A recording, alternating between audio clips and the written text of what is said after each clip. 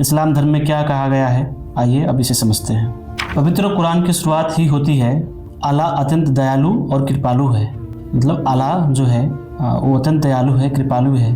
पवित्र कुरान की सूरह अल इखलास सूरह नंबर 112 की पहली आयत में कहा गया है कुल हुआ अल्लाहु अहद, कह दो अल्लाह एक है। इससे स्पष्ट हो जाता है कि ईश्वर जो है, भगवान जो शक्ति है वो एक ही है, चाहे उसे हम अल्लाह कहें, भगवान कहें, गॉड कहें, वाहेगुरु कहें, वो शक्ति एक ही है, परम सत्य एक ही है जिससे हम सबकी उत्पत्ति हुई है। आगे पवित्र कुरान में कहा गया है, पवित्र कुरान की सूरह अल हुजुरात सूरह नंबर 49 आयत नंबर 13 में कहा गया है, हे लोगों, हमने तुम्हें एक पुरुष और एक स्त्री से पैदा किया है और तुम्हें जातियों और कबीलों में इसलिए बांटा ताकि तुम एक दूसरे को पहचानो।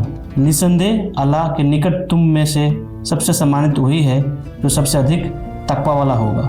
इसका मुख्य संदेश ये है, पूरी मानव जाति एक ही मूल से है। जाति, रंग, भाषा या वंश श्रेष्ठता का आधार नहीं है। श्रेष्ठता का आधार तकवा अर्थात धर्मपरायणता है।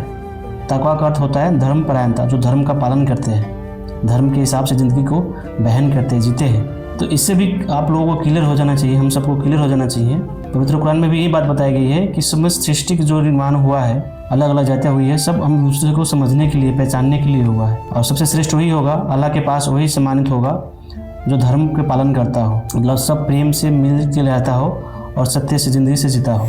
पवित्र कुरान की अल बकरा सूरह नंबर 2 आयत नंबर 21 से 22 में कहा गया है, हे लोगों, अपने उस पालनहार की इबादत करो जिसने तुम्हें और तुमसे पहले लोगों को पैदा किया। उसी ने तुम्हारे लिए धरती का बिछौना और आकाश का छत बनाया और आकाश से पानी बरसा कर तुम्हारे लिए रोजी पैदा की। इसका मूल संदेश ये है, सृष्टि का रचयिता एक ही अल्लाह है। यहाँ पे भी एक ही परमात्मा की बात की गई है, एक ही शक्ति की बात की गई है जिससे सृष्टि का निर्माण हुआ है। जो हमने भगवत गीता में भी देखा, वहाँ पे भी भगवान कृष्ण ही कहते हैं कि सृष्टि का मूल मैं ही हूँ।